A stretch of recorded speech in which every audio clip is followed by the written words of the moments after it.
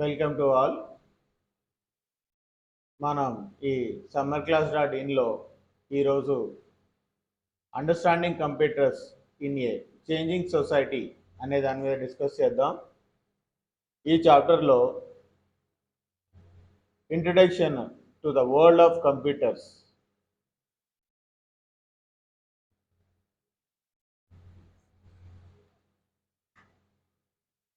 overview. This chapter covers what computers are, how they work, and how they are used. Computer terminology, an overview of history of computers, the basic types of computers in use today, how to access resources on the internet, societal impact of computers. అంటే ఈ చాప్టర్లో వచ్చేటప్పటికి ఏంటంటే మనం కంప్యూటర్లు ఏంటి, ఎందుకు పనిచేస్తున్నాయి, వాటిని ఎలా వాడాలి, అండ్ కంప్యూటర్ టెక్నాలజీ గురించి కూడా మనం ఈ క్లాస్లో తెలుసుకుంటాం. అంతేకాకుండా history of computers, basic types of కంప్యూటర్స్ని కూడా మనం తెలుసుకుందాం. How to access resource on the internet, అంటే ఇంటర్నెట్ని మనం ఎలా వాడాలి. సోషల్ ఇంపాక్ట్ ఆఫ్ కంప్యూటర్స్, అంటే ప్రజెంట్ సమాజంలో కంప్యూటర్లు మనకి ఎలా ఇంపాక్ట్ అవుతున్నాయి అనేటువంటిది కూడా మనం ఈ క్లాస్లో తెలుసుకుందాం. Computers in your life. కంప్యూటర్లు వచ్చేటప్పటికి మన నిత్య జీవితంలో చాలా ముఖ్యంగా అయిపోయినాయి. So why learn about computers. అసలు కంప్యూటర్ల గురించి మనం ఎందుకు నేర్చుకోవాలనుకుంటున్నాము అంటే, మొదటి కారణం పర్వాసివ్ కంప్యూటింగ్, అంటే సర్వవ్యాప్తమైనటువంటిది ఈ కంప్యూటర్. అంటే ప్రతి చోట మనకి కంప్యూటర్లు ఉన్నాయి. ఈ రోజుల్లో కంప్యూటర్ లేని ప్రదేశం అంటూ లేదు. పైగా మన లైఫ్లో వచ్చేటప్పటికి ఒక పార్ట్ లాగా తయారైపోయినాయి ఈ కంప్యూటర్లు. Next, basic computer literacy. కాబట్టి ఏంటంటే మనం దాని గురించి ఖచ్చితంగా తెలుసుకోవాల్సి వస్తుంది ఇప్పుడు. ఎందుకంటే మన లైఫ్లో ఇది ఒక పార్ట్ అయిపోయింది కాబట్టి దాని గురించి మొత్తం కూడా అసలు కంప్యూటర్ అంటే ఏంటి, ఇది ఎలా వర్క్ చేస్తుందని తెలుసుకోకపోతే మనం చాలా పనులు చేసుకోలేము అనమాట. అలాంటి పరిస్థితి ఇప్పుడు ఏర్పడింది మనకి. బిఫోర్ 1980, అంటే 1980కి ముందు ఇవి ఎలాగుండేవంటే, computers were large and expensive. అప్పుడు చాలా పెద్దగా ఉండేవి అండ్ ఖర్చు కూడా ఎక్కువ, రేట్లు కూడా ఎక్కువ అనమాట. అప్పుడు కంప్యూటర్లు మామూలు వాళ్ళు కొనేటువంటి పరిస్థితి లేదు. అందుకని ఏం జరిగింది, కొంతమంది దగ్గర మాత్రమే ఉండిపోయినాయి. అది కూడా ఎందుకు, చాలా పెద్ద వాల్యూమ్స్లో ప్రాసెస్ చేయాలి అనుకున్నప్పుడు మాత్రమే కంప్యూటర్లు వాడేవాళ్ళు. అంటే సైంటిఫిక్ రీజన్స్ కావచ్చు, లేదా మిలిటరీ బేసిస్లో కావచ్చు, అలాంటి చోట్ల మాత్రమే వీటిని వాడేవారు. తర్వాత micro computers in the early 1980s, అంటే 1980 తర్వాత నుంచి మైక్రో కంప్యూటర్స్ రావడం మొదలైనవి. మైక్రో కంప్యూటర్స్ అంటే చిన్న సైజ్గా ఉండేటువంటి కంప్యూటర్లు అనమాట. ఇవేంటి, ఖర్చు తక్కువగా ఉండేవి. సో పర్సనల్గా యూజ్ చేయడానికి ఈజీగా ఉంటుంది అన్నమాట. అందువల్ల వీటిని ఎక్కువగా వాడటం అనేది మొదలైంది. So inexpensive personal computers, computer use increased dramatically.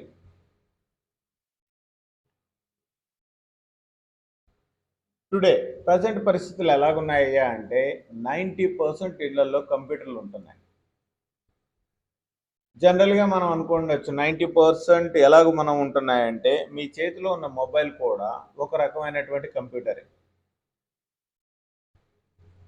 Computer అనేటువంటి పదం కంప్యూట్ అనేటువంటి పదాల నుంచి వచ్చిందనమాట. కంప్యూట్ అంటే నథింగ్ బట్ ఏ క్యాలిక్యులేటర్. క్యాలిక్యులేటర్లు మనం వాడుతున్నాం కదా, అది కూడా ఫస్ట్ లెవెల్లో ఉన్నటువంటి కంప్యూటరే. అంటే ఇప్పుడు ప్రతి చోట మనం తెలుసో తెలియకో కంప్యూటర్ల మీద డిపెండ్ అయ్యాం. రకరకాలు ఉన్నాయి వీటిల్లో. రకరకాల కంప్యూటర్లు ఎలాగున్నాయి ఏంటి అనేది మనం తర్వాత తెలుసుకుందాము. ప్రజెంట్ అయితే వచ్చేటప్పటికి ఏంటంటే 90% house holds includes computer and most use computers at work. చాలా వరకు ఏంటంటే పని అంటే ఆఫీసులో ఖచ్చితంగా వాడుతున్నారు. ఇళ్లలో మాత్రం ఏంటంటే ఉంటున్నాయి, కానీ ఏంటంటే వర్క్ పర్పస్ కాకుండా వేరే రకంగా మనం వాటిని వాడుతూ ఉన్నాం అనమాట. అసలు ఏంటిది అంటే electronic devices are converging into single units with multiple capabilities. అంటే మామూలుగా ఇప్పుడు మన దగ్గర ఇంట్లలో వచ్చేటప్పుడు చాలా వరకు ఎలక్ట్రానిక్ డివైజెస్ ఉన్నాయి కదా. ఇవన్నీ కూడా ఏంటంటే డిఫరెంట్ డిఫరెంట్ వర్క్ చేయడానికి మనము క్యాపబిలిటీ వచ్చినప్పుడు, అంటే డిఫరెంట్ వర్క్స్ చేయగలిగినప్పుడు దాన్ని వచ్చేటప్పటికి మనం కంప్యూటర్ అంటున్నాం అనమాట. ఉదాహరణ చెప్పాలంటే మనం టీవీ ఉంది, టీవీలోనే మనం ఈమెయిల్స్ చూసుకుంటున్నాం ఈ రోజుల్లో, ఇంటర్నెట్ కనెక్షన్ తీసుకుంటున్నాము. ఇలాంటివన్నీ కూడా మనం ఏంటి ఒకే ఎలక్ట్రానిక్ డివైస్లో చేసేస్తున్నాం అనమాట. ఎందుకంటే దీంట్లో కంప్యూటర్ చిప్ అనేటువంటిది ఇన్సర్ట్ చేయబడి ఉంది కాబట్టి.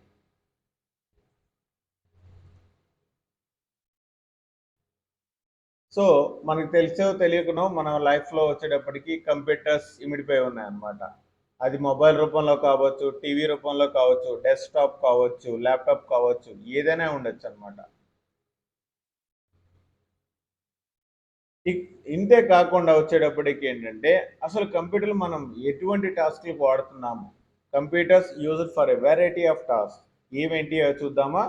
Looking up information and news, అంటే పొద్దున్నే వార్తలు చూడడానికి లేదా ఇతరమైనటువంటి ఇన్ఫర్మేషన్ని మనం ఎతకడానికి మనం కంప్యూటర్లు వాడుతున్నాం.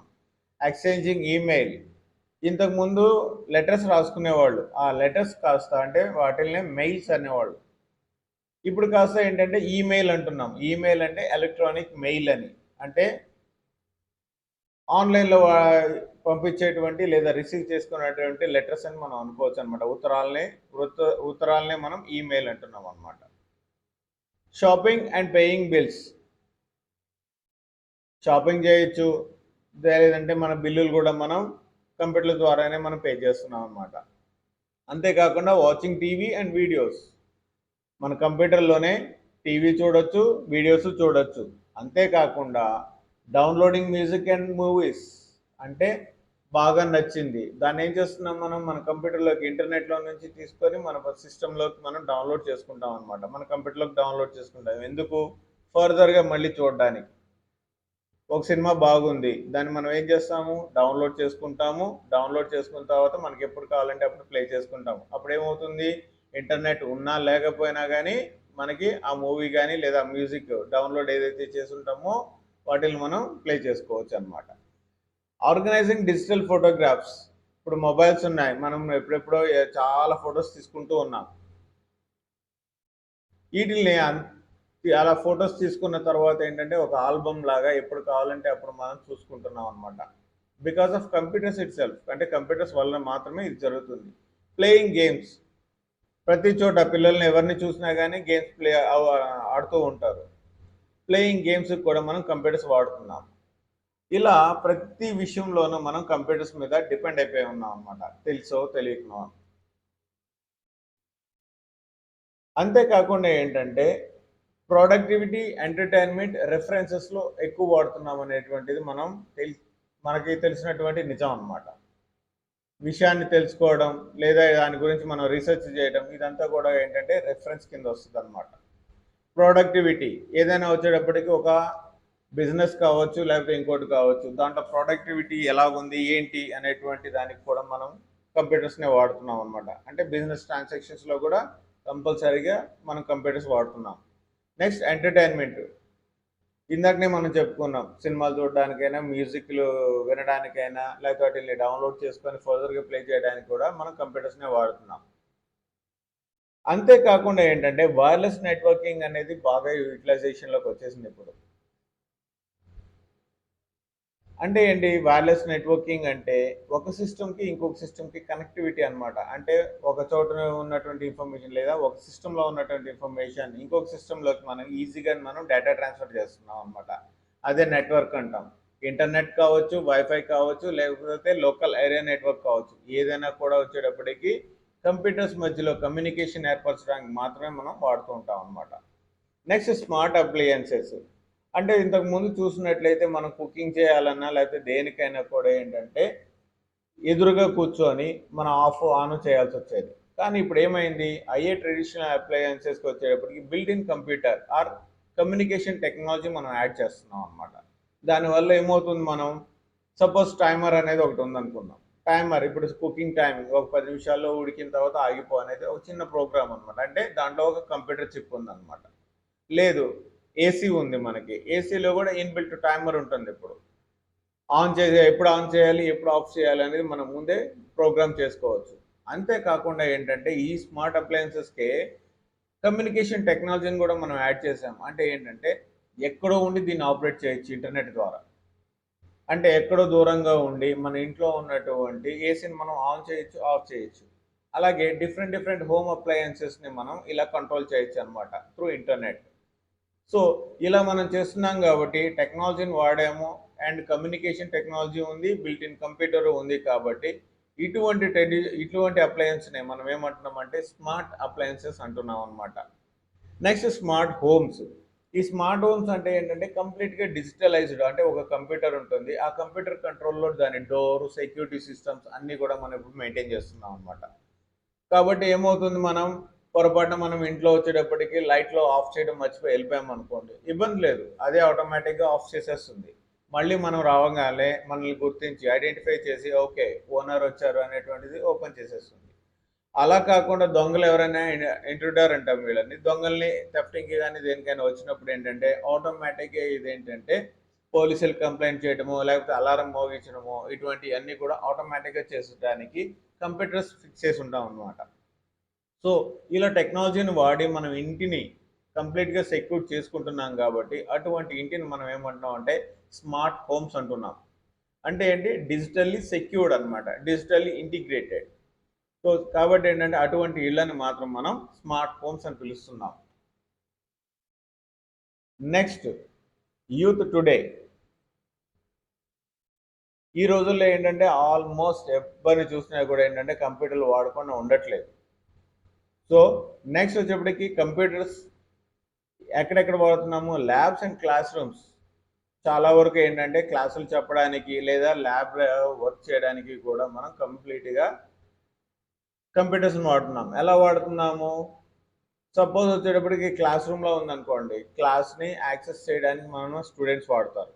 లేదు అదే కనుక ఒక ల్యాబ్లో ఉందనుకోండి, ల్యాబ్లో ఉన్నటువంటి ఇన్ఫర్మేషన్ స్టోర్ చేయడానికి, నెక్స్ట్ వచ్చేటప్పటికి దాన్ని డేటాని మళ్ళీ రీట్రైవ్ చేయడానికి, లేదా వేరే వేరే వాళ్ళు చేసినటువంటి బుక్స్ని, ఈ బుక్స్ అంటాం వీటిల్ని, ఇంటర్నెట్ ద్వారా మనం బుక్స్ని తీసుకోవడాన్ని ఈ బుక్స్ అంటున్నాం అనమాట. వీటిల్ని సర్క్యులేట్ చేయడానికి ఇలాంటివన్నీ కూడా కంప్యూటర్ వల్లనే పాసిబుల్ అవుతున్నాయి. Next, wireless hotspots. కంప్యూటర్స్ ఉంటేనే కదా కమ్యూనికేషన్ అనేది ఒక డివైస్ నుంచి ఇంకో డివైస్ ఉండేది. సో ఏంటంటే ఇప్పుడు వైర్లెస్ హాట్స్పాట్స్ అనేవి కూడా మనకి ఎక్కువగా వాడుతున్నాం అనమాట. అది కంప్యూటర్ వల్ల మాత్రమే అవుతుంది. అది దీనివల్ల ఏంటంటే ఇన్ఫర్మేషన్ మన మధ్యలోనే మనం షేర్ చేసుకోవడం అదంతా జరుగుతుంది. Next, distance learning. ఇప్పుడు మీరున్నారు ఆన్లైన్ ద్వారా ఈ క్లాస్ని వింటున్నారు అంటే డిస్టెన్స్ లెర్నింగ్ అనమాట. కాబట్టి ఏంటంటే పాత విధానం మారిపోయి కొత్త విధానం వస్తుందన్నమాట. పాత విధానం ఏంటి, టీచరు స్టూడెంట్ ఎదురెదురుగా ఉండడం. ఇప్పుడు విధానం ఏంటి, ఎవరు ఎక్కడ ఉన్నా కూడా ఏమి నేర్చుకోవాలనుకున్నా కూడా ఈజీగా మనం నేర్చుకోగలుగుతున్నాం. That is the computers use అనమాట. ఆ రకంగా మనం కంప్యూటర్ని వాడుతూ ఉన్నాం అనమాట. అంటే ఇప్పుడు ఈ కంప్యూటర్ని ఉపయోగించి ల్యాబ్లో కానీ లేకపోతే వచ్చేప్పటికి ఆఫీస్ ఆర్ వేరే ఎక్కడైనా కూడా మనం ఏదైనా నేర్చుకోవచ్చు ఈజీగా.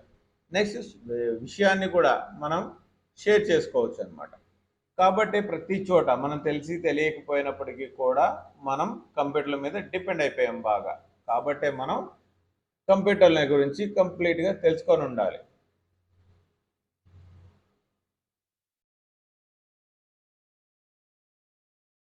అంతేకాకుండా ఏంటంటే computers have become a universal on the job tool for discussion making, productivity and communication. అంటే ఏంటి, కంప్యూటర్స్ వచ్చేటప్పటికి ప్రపంచం మొత్తంగా ఎలా తయారైపోయినాయి అంటే జాబ్ చేయాలన్నా, ఏదైనా డిస్కస్ చేయాలన్నా, ప్రొడక్టివిటీ అంటే ఏదైనా కంపెనీలో కానీ ఏదైనా కమ్యూనికేషన్లో కానీ కంప్లీట్గా మనం వాటి మీద డిపెండ్ అయిపోయాం అన్నమాట. సో ఉదాహరణకి వచ్చేటప్పటికి ఎంప్లాయీస్ ఉన్నారనుకోండి, ఎంప్లాయీస్ వాళ్ళు చేసేటువంటి వర్క్, ఈరోజు నేను ఈ వర్క్ చేశానని వాళ్ళకి బాస్కి రిపోర్టింగ్ చేయడం, లేదా అక్కడి నుంచి వాళ్ళు తీసుకోవడం, ఇలాంటివన్నీ జరుగుతుంటాయి. Next, for accessing control and other security measures. ఇందాక మనం అనుకున్నాం కదా స్మార్ట్ హోమ్ అని అనుకున్నాం కదా, అక్కడ ఏదైతే డిస్కస్ చేసామో అదే విషయం అనమాట ఇక్కడ కూడా మనం డిస్కస్ చేయబోతుంది. కంట్రోల్ అంటే ఆ పర్టికులర్ డివైస్ మీద కానీ ఆ పర్టికులర్ హోమ్ మీద కానీ ఒక కంట్రోల్ తీసుకోవడానికి అండ్ సెక్యూరిటీ మెజర్స్ తీసుకోవడానికి కూడా మనం కంప్యూటర్స్ని బాగా వాడుతున్నాం అనమాట. So for service professional use extensible by the military requires continually refreshing computer skills. అంటే ఏంటి, మనం ఈరోజు నేర్చుకున్నాం ఇంతటితో అయిపోయింది అనడానికి కుదరడం లేదు మనకి. ఎందుకంటే కంప్యూటర్స్ ఎప్పటికప్పుడు మారుతూ ఉన్నాయి, టెక్నాలజీ మారుతూ ఉంది, వాటి యూసేజ్ మారుతూ ఉంది. కాబట్టి ఏంటంటే కంప్యూటర్ స్కిల్స్ మనం ఎప్పటికప్పుడు నేర్చుకుంటూనే ఉండాలి. ఎందుకు ఇవి నేర్చుకుంటూ ఉండాలి అంటే అనుకున్నాం కదా, 20 ఏళ్ల కిందట ఉన్నటువంటి టెక్నాలజీ ఇప్పుడు లేదు. ఉదాహరణకి మొబైల్సే చూసుకుందాము. మామూలుగా ఏంటంటే మామూలు మొబైల్లో వచ్చేటప్పటికి కీప్యాడ్ ఉండేది, ఏబిసిడి 1 2 3 ఇట్లా ఉండేవి అనమాట. అంటే ఆ కీప్యాడ్ మనం నొక్కడానికి చాలా ఇబ్బంది పడుతూ ఉండేవాళ్ళు. సో దాన్ని అప్గ్రేడ్ చేసి ఏం చేశారు, స్మార్ట్ ఫోన్స్ వచ్చినాయి. స్మార్ట్ ఫోన్ అంటే ఏంటి, ఈజీగా ఉండడానికి అనమాట. అంటే కంప్లీట్గా వచ్చేటప్పటికి టచ్ స్క్రీన్, ఏదైనా డయలింగ్, వేరే వేరే యాప్స్ ఓపెన్ చేసుకోవడానికి, ఇవన్నీ కూడా అంటే ఏమైంది, సెల్ ఫోన్, మొబైల్ ఇట్ సెల్ఫే కంప్యూటర్. కాకపోతే ఏంటంటే హ్యాండ్ హెల్డ్ కంప్యూటర్ అంటాం. అంటే పాత రోజుల్లో ఉన్న మొబైల్కి ఇప్పుడున్న మొబైల్కి మార్పు వచ్చేసింది. ఎప్పుడైతే మారుతూ ఉంటుందో మన కంప్యూటర్ స్కిల్స్ని కూడా అప్గ్రేడ్ చేసుకుంటూ ఉండాలి. చాలామంది అనుకుంటుంటారు కంప్యూటర్ అంటే ఏంటి అంటే ఒక పెద్ద సిస్టమ్ యూనిట్ ఉంటుంది, దానికి అన్ని డివైసెస్ కనెక్ట్ చేసి ఉంటాయి, అది మాత్రమే కంప్యూటర్ అనుకుంటారు. కానీ కాదండి. మీరు వాడుతున్నటువంటి క్యాలిక్యులేటర్ దగ్గర నుంచి చేతిలో ఉన్న మొబైల్ ఫోన్ వరకు ప్రతిదీ కూడా కంప్యూటర్ అని చెప్పాలన్నమాట మనం. కాబట్టి ఏంటంటే మీ స్కిల్స్ ఎప్పటికప్పుడు ఖచ్చితంగా డెవలప్ చేసుకుంటూ ఉండాలి. డెవలప్మెంట్ లేకపోతే మీ స్కిల్స్లో మిమ్మల్ని అధిగమించుతారు మీ పక్కన వాళ్ళు. ఎందుకంటే ఇప్పుడు జనరల్గా ఎక్కడైనా జాబ్ చేస్తున్నారు, మీకు స్కిల్ తక్కువగా ఉందంటే మిమ్మల్ని తీసేసి స్కిల్ బాగా ఉన్న వాళ్ళని తీసుకుంటారు. అంటే కంప్యూటర్లు బాగా నేర్చుకున్న వాళ్ళని తీసుకుంటూ ఉంటారనమాట. ఇప్పటికే చాలామంది ఈ ప్రాబ్లం ఫేస్ చేస్తున్నారు. ఎందుకంటే అప్గ్రేడ్ అవ్వక వేరే స్కిల్ పీపుల్ని హైరింగ్ చేసుకోవడం వల్ల ఆల్మోస్ట్ చాలామందికి ఉద్యోగాలు మాత్రం వెళ్ళిపోతూ ఉంటాయి. కాబట్టి ఏంటంటే ఎప్పటికప్పుడు వస్తున్నటువంటి కొత్త టెక్నాలజీని మనం అడాప్ట్ చేసుకుంటూ ఉండాలి. అంతేగాని ఈరోజు అయిపోయింది కొంచెం నేర్చేసుకున్నామంటే కుదరదు. కాబట్టి ఏంటంటే మీ స్కిల్స్ ఎప్పుడు కూడా ఉండాలి. సరే, computers are encountered nearly every aspect of daily life. అంటే మీ డైలీ లైఫ్ ఇందాక అనుకున్నాం కదా, మీ డైలీ లైఫ్లో మీకు తెలుసో తెలియకో ఖచ్చితంగా మీరు కంప్యూటర్స్ మీద డిపెండ్ అయి ఉన్నారు అన్నాం కదా. అది ఏంటో చూద్దామా ఇప్పుడు. ఏటీఎం ట్రాన్సాక్షన్స్, ఏటీఎంకి వెళ్తాం మనం, అక్కడ వచ్చేటప్పటికి కంప్యూటరే కదా మనకి డబ్బులు ఇచ్చేది. ఆటోమేటిక్ టెల్లర్ మిషన్ అంటాం అనమాట. ఏటీఎం అంటే full form automatic teller machine. అది నథింగ్ బట్ ఏ కంప్యూటర్. మీరు కార్డ్ పెట్టి మీ పిన్ ఇస్తే మీ అకౌంట్లో కనుక డబ్బులు ఉంటే అది డబ్బులు మీకు ఇస్తుంది అనమాట. ఈ ఏటీఎం మిషన్ వాడడం చాలా మందికి తెలియట్లేదు. ఎందుకు తెలియట్లేదు అంటే వాళ్ళు కొత్త కంప్యూటర్ గురించి ఏం తెలుసుకుంటామనే నెగ్లిజెన్స్ కావచ్చు, లేదా ఏజ్ ఫ్యాక్టర్ కావచ్చు, డిఫరెంట్ ఉంది. కానీ నా సజెషన్ ఏంటంటే ఎటువంటి పరిస్థితుల్లోనూ బేసిక్ స్కిల్స్ అనేటువంటి కంప్యూటర్ స్కిల్స్ అనేటువంటి ప్రతి ఒక్కళ్ళు నేర్చుకొని ఉండాలి. Next POS systems at retail stores. POS అంటే పాయింట్ ఆఫ్ సేల్ అని అర్థం అండి. పిఓఎస్ అంటే ఇప్పుడు మనం ఒక సూపర్ మార్కెట్కి వెళ్ళాము, 4-5 కౌంటర్లు ఉంటాయి. 4-5 కౌంటర్లో మనం ఎక్కడైనా కూడా మనం దీన్ని డబుల్ పేమెంట్ చేసేయచ్చు అనమాట. ఇలా డబుల్ పే చేయడానికి తర్వాత మనం సరుకులు తీసుకున్న దానికి వెళ్తాం కదా, సరుకులు తీసుకున్న వెంటనే వాళ్ళకి డబ్బులు పే చేయాలి. ఆ పే చేయడానికి ఉండేటువంటి పాయింట్స్నే పాయింట్ ఆఫ్ సేల్ అంటారు. ఈ పిఓఎస్ సిస్టంలో కంప్లీట్గా కంప్యూటర్లే ఉంటాయి అన్నమాట. నెక్స్ట్ సెల్ఫ్ చెక్అవుట్ సిస్టమ్స్ ఉంటాయి.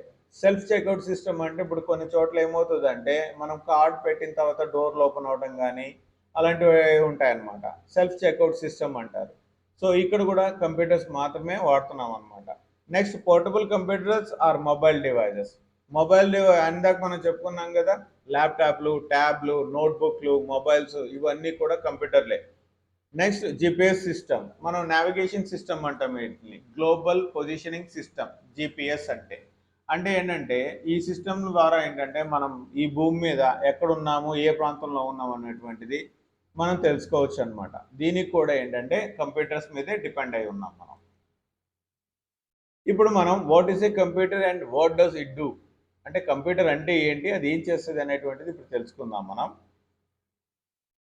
Computer, A programmable electronic device that accepts data, performs operations on that data and stores the data, follows instructions called programs which determine the task the computer will perform. అంటే ఏంటంటే programmable electronic device అంటే ఇది ఒక electronic device, దీన్ని programme చేయొచ్చు. ఎలా programme చేస్తాము అంటే డేటాను యాక్సెప్ట్ చేయాలి, అంటే మనం దానికి ఏదైనా కొంత డేటాని సప్లై చేయాలి. ఇక్కడ ఉదాహరణ చూద్దాం. ఇప్పుడు 2 + 5 = 7 అంటే ఇప్పుడు నేనేంటి దీనికి పాస్ చేస్తున్నాను అనమాట, 2ని 5ని అంటే 2 సంఖ్యలని. ఈ 2 నెంబర్లు నేను ఎప్పుడైతే ఇస్తానో అది ప్లస్ అంటే ఎడిషన్ చేయమని ఆల్రెడీ దానికి ఇన్స్ట్రక్షన్ ఉంటుంది అనమాట. ప్రోగ్రామ్ చేసి ఉంటాం, దాన్నే program. Set of instructions is called a program. ఈ ప్రోగ్రామ్ని బేస్ చేసుకొని ఎప్పుడైతే నేను 2 అంకెలు ఇస్తానో ఆ 2 అంకెల్ని కూడి దాని రిజల్ట్ ఇస్తుంది. సో ఇక్కడ ఏం చేస్తున్నాము, 2 + 5 అనేటువంటిది డేటా అండ్ ప్లస్ అనేది ఇన్స్ట్రక్షన్. ఈ ఇన్స్ట్రక్షన్నే మనం ప్రోగ్రామ్ అంటాం లేదా ప్రోగ్రామింగ్ అంటాం. ఈ టోటల్గా చేసేటువంటి విధానాన్ని ప్రాసెసింగ్ అంటాం. విధానము, ఈ కూడడం అనేటువంటిది ఒక విధానం, అంటే ప్రాసెస్, అంటే ప్రాసెసింగ్ చేసి దాని రిజల్ట్ని 7 అని ఇచ్చింది మనకి. సో ఎప్పుడైతే ఇది ఇన్పుట్ తీసుకుంది ఏంటి 2 అండ్ 5ని, తర్వాత ఏం చేసింది, ప్రోగ్రామ్ను బేస్ చేసుకొని అది ప్రాసెస్ చేసింది. ప్రాసెస్ చేసి 7 అనేటువంటి రిజల్ట్ని అవుట్పుట్ ఇచ్చింది. ఈ అవుట్పుట్ ఎక్కడికి ఇచ్చింది, మనకి స్క్రీన్ మీద కనపడుతుంది అనమాట రిజల్ట్. ఈ స్క్రీన్ మీద కనబడి ఇది అంతటితో చాలు అనుకుంటే వదిలేయచ్చు, లేదా దాన్ని మళ్ళీ మనం కంప్యూటర్లో సేవ్ చేసుకోవాలంటే సేవ్ చేసుకుంటాం. దాన్ని స్టోరేజ్ అంటాం అనమాట. ఈ సేవ్ ఎందుకు చేసుకుంటామంటే ఇన్ ఫ్యూచర్ అది మనకు కావాలి, అంటే ఆ పర్టికులర్ ఇన్ఫర్మేషన్ కావాలి. అంటే వచ్చేటప్పటికి 2 + 5 = 7 అంటే 2ని 5ని కూడంగా వచ్చిన రిజల్ట్ 7 అనేటువంటిది ఒక అర్థమైనటువంటి మ్యాటర్లోకి వస్తుంది. ఇలా అర్థవంతంగా వచ్చేటువంటి మెటీరియల్ని మనం ఇన్ఫర్మేషన్ అని అంటున్నాం అనమాట. అంటే డేటా అంటే ఇన్పుట్ ఏదైనా ఇవ్వచ్చు మనం, అది వచ్చేటప్పటికి ఫొటోస్ కావచ్చు, వీడియోస్ కావచ్చు, నెంబర్స్ కావచ్చు, లేకపోతే టెక్స్ట్ కావచ్చు, ఏదైనప్పటికీ కూడా ఆ ప్రోగ్రామ్ మీద డిపెండ్ అయి ఉంటుంది అనమాట. సో దానికి ఇప్పుడు మనం ప్రాసెస్ చేయడానికి కొంత డేటా ఇచ్చాము. ప్రాసెస్ చేసిన తర్వాత అది రిజల్ట్ని ఏం చేస్తుంది, మనకు చూపిస్తుంది. ఈ చూపించినటువంటి రిజల్ట్ని మళ్ళీ మనము అవసరం అనుకుంటే స్టోర్ చేసుకుంటాము, లేదంటే స్టోర్ చేసుకోకుండా అలాగే వదిలేయచ్చు అనమాట. కంప్యూటర్లో స్టోర్ చేసినటువంటి విషయాన్ని ఏంటంటే మనకు కావాల్సినప్పుడల్లా మళ్ళీ దాన్ని వెనక్కి తీసుకొని చూడొచ్చు అనమాట.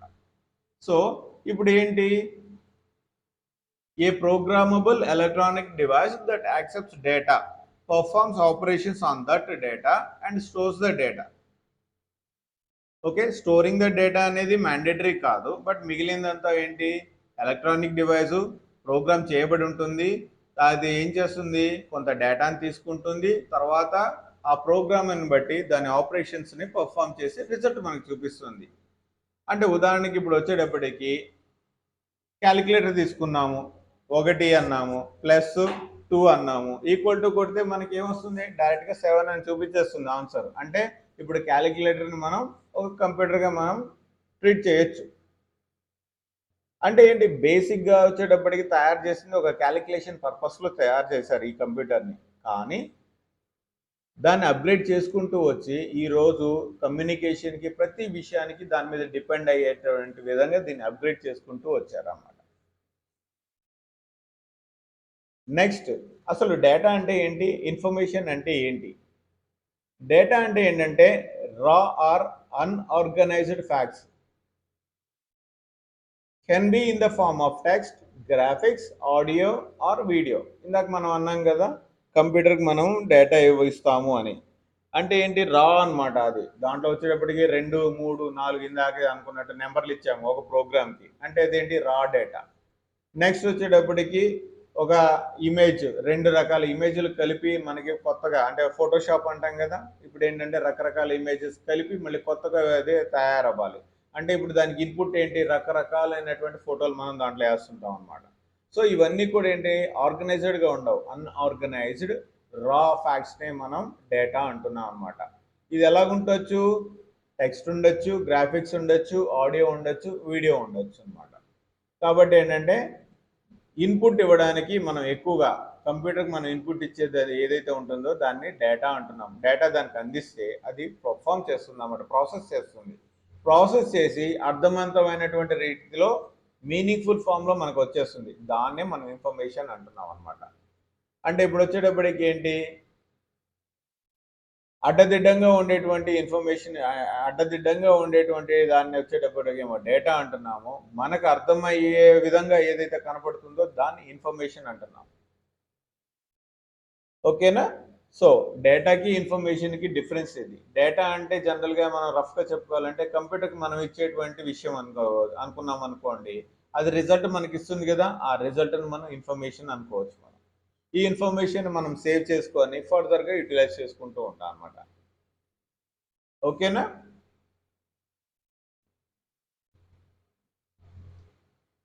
కంప్యూటర్స్ ఒకప్పుడు ఎలాగుండేవి, ఇప్పుడు ఎలాగున్నాయి. కంప్యూటర్స్ దెన్ అండ్ నౌ, ఇప్పుడు ఎలా ఉన్నాయి, అప్పుడు ఎలాగుండేవి అనేటువంటి చూసినట్లయితే ఏంటంటే, కంప్యూటర్లు మొదలైనప్పటి నుంచి కూడా ఇప్పటి వరకు చాలా ఇన్వెన్షన్స్ చేశారన్నమాట. రకరకాలైనటువంటి టెక్నాలజీలు వచ్చినాయి, రకరకాలైనటువంటి పార్ట్స్ మనకు వచ్చినాయి అనమాట. ఇందాక అనుకున్నాం కదా, 1980లో వీటిని స్టార్ట్ చేయడం మొదలు పెడితే అప్పటి నుంచి ఇప్పటికి కొన్ని వేల కోట్ల ఎక్విప్మెంట్స్ వచ్చినాయి అనమాట. అప్గ్రేడ్ అవుతూనే వచ్చినాయి. ఉదాహరణకి ఏంటంటే, ఒక 30 ఏళ్ల కిందట ఏంటంటే ఫ్లాపీలు ఉండేవి. ఇప్పుడు వీళ్ళకి, ఇప్పుడు జనరేషన్కి అసలు ఫ్లాపీ అంటే ఏంటో కూడా తెలియదు అనమాట. ఎందుకు ఫ్లాపీలు వాడేవాళ్ళు అంటే, ఏదైనా ఇన్ఫర్మేషన్ సేవ్ చేసుకొని ఒక చోట నుంచి ఇంకో చోటకి తీసుకెళ్ళడానికి ఫ్లాపీని వాడేవాళ్ళు. ఇప్పుడు వచ్చేటప్పటికి ఏం వాడుతున్నాం, మనం పెన్ డ్రైవ్లు వాడుతున్నాం అనమాట. అంటే ఏమైంది, అప్పట్లో ఫ్లాపీలు ఉండేవి 30 ఏళ్ల కిందట, ఇప్పుడు ఫ్లాపీ అనేది కనపడట్లేదు. ఏమొస్తున్నాయి, ఇప్పుడు పెన్ డ్రైవ్లు కనపడుతున్నాయి.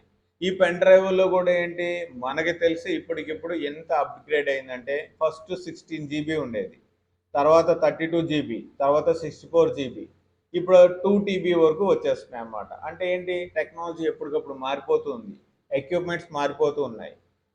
కాబట్టి ఏంటంటే ఇన్వెన్షన్స్ వచ్చేటప్పటికి ఎప్పటికప్పుడు జరుగుతూనే ఉంటాయి. కాబట్టి ఏంటంటే ఈ పార్ట్స్ని మనం వీటిని బేస్ చేసుకొని కాకుండా ఏంటంటే టెక్నాలజీ పరంగా మాత్రమే జనరేషన్స్ డివైడ్ చేయడం జరిగింది. So history of computers is often referred to in the term of generations. అంటే ఇప్పుడు ఏంటి, టెక్నాలజీని బేస్ చేసుకొని జనరేషన్స్ తీసుకొచ్చారే కానీ కొత్త కొత్త పార్ట్స్ వస్తే దాన్ని ఏ పార్ట్ వచ్చింది, ఎప్పుడు వచ్చింది, ఏంటి అనేది మనం గుర్తుపెట్టుకోవడం కష్టం. కాబట్టి టెక్నాలజీని బేస్ చేసుకొని జనరేషన్స్ డిఫైన్ చేశారనమాట.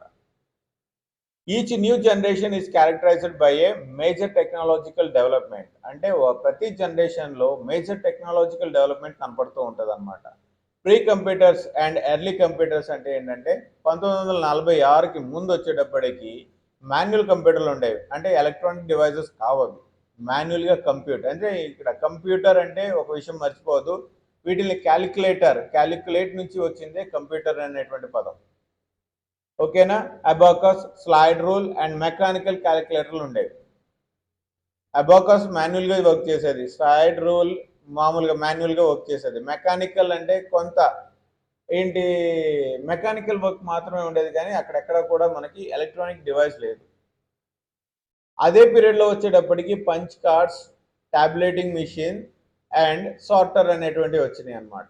ఇవి కొంతవరకు electronic devices, only calculation purpose మాత్రమే వాడేవాళ్ళు అనమాట వీటిని.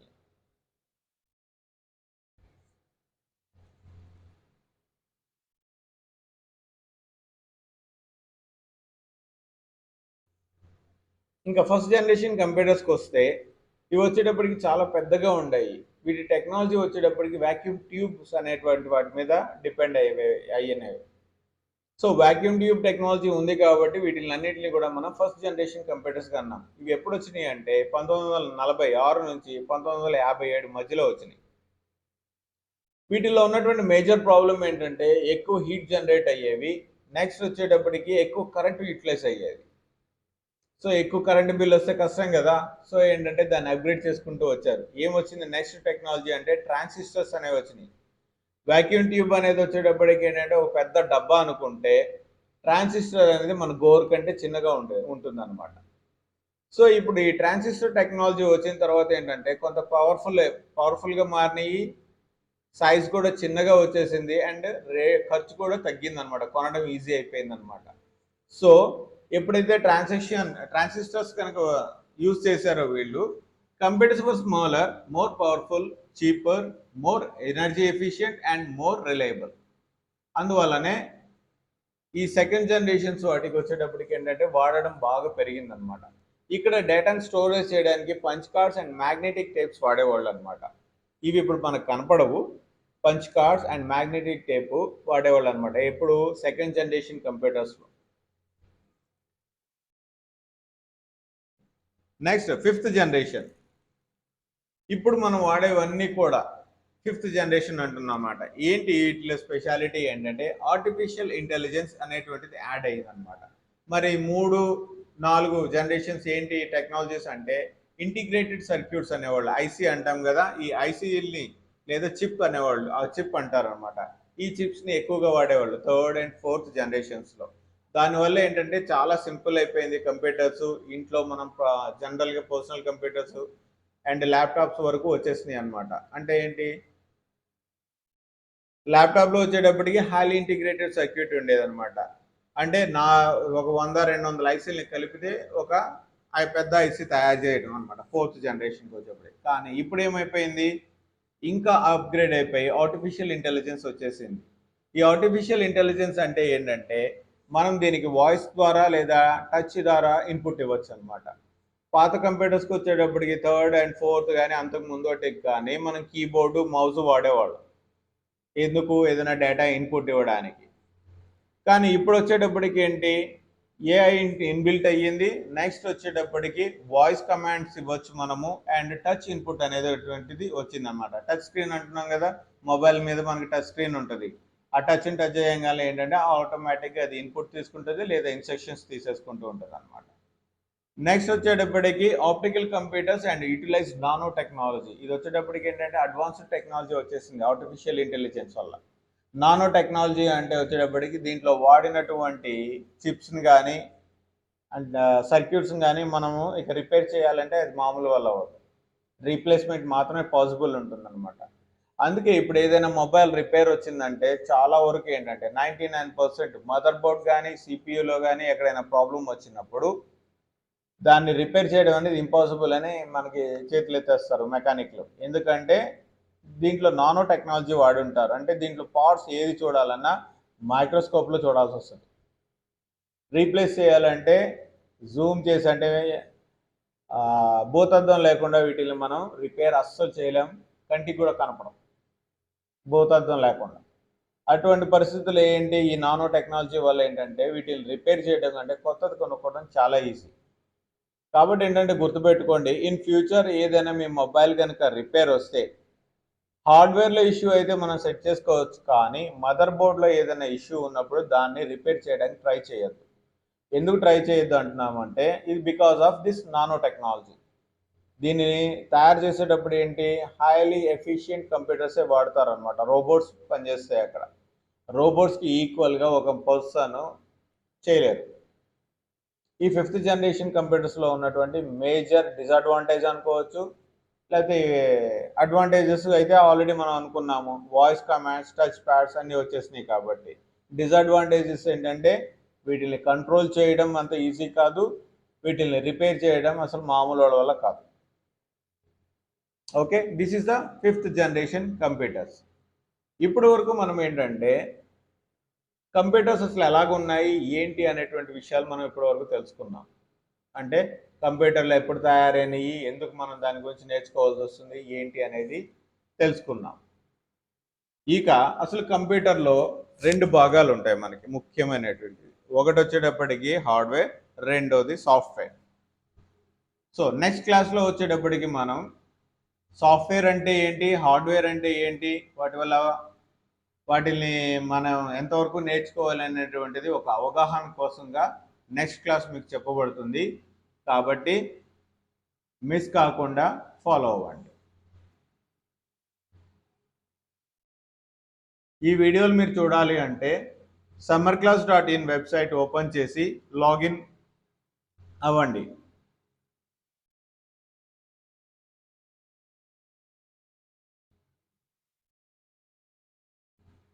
summerclass.in అని టైప్ చేసి మీ బ్రౌజర్లో ఎంటర్ నొక్కితే మీకు summerclass.in వెబ్సైట్ ఓపెన్ అవుతుంది. మీరు కొత్తగా వచ్చినట్లయితే మీరు రిజిస్ట్రేషన్ చేసుకోవాల్సి ఉంటుంది. రిజిస్టర్ యువర్ సెల్ఫ్ అని ఇక్కడ ఉంది కదా, ఈ బటన్ నొక్కితే ఏంటంటే ఇక్కడ మీ ఫోన్ నెంబరు, మీకు నచ్చినటువంటి 6 అంకెల పాస్వర్డ్ ఇక్కడ మీరు సెట్ చేసుకోవచ్చు. మళ్ళీ దాన్నే మళ్ళీ రీటైప్ చేసి కన్ఫర్మేషన్ చేసి రిజిస్టర్ అయితే సరిపోతుంది. సమ్మర్ క్లాసెస్కి మీరు మామూలుగా అటెండ్ అవ్వాలంటే ఈ బేసిక్స్ క్లాస్కి summerclass.in వెబ్సైట్ ఓపెన్ చేసి బేసిక్స్ మెనూ ఓపెన్ చేసిన తర్వాత బేసిక్స్ మీద క్లిక్ చేయండి. ఇక్కడ మీరు వచ్చేటప్పటికి లాగిన్ అడుగుతుంది. మీ యూజర్ ఐడి అంటే మీ ఫోన్ నెంబరు, మీరు ఇచ్చినటువంటి పాస్వర్డ్ ఇక్కడ ఎంటర్ చేయాల్సి ఉంటుంది.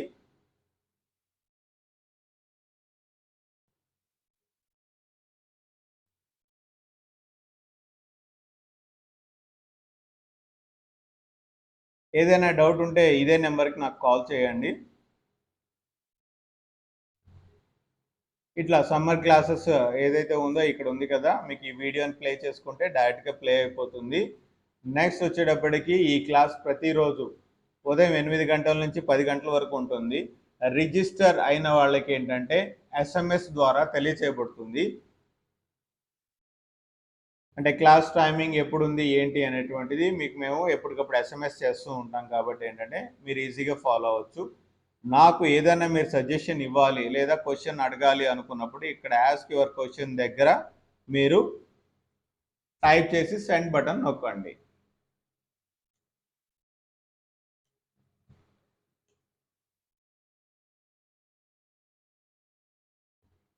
Is this free or paid అనేటువంటిది క్వశ్చన్ ఇలా అడిగి సెండ్ చేసినప్పుడు ఏంటంటే ఇది ఆటోమేటిక్గా మాకు రీచ్ అవుతుంది.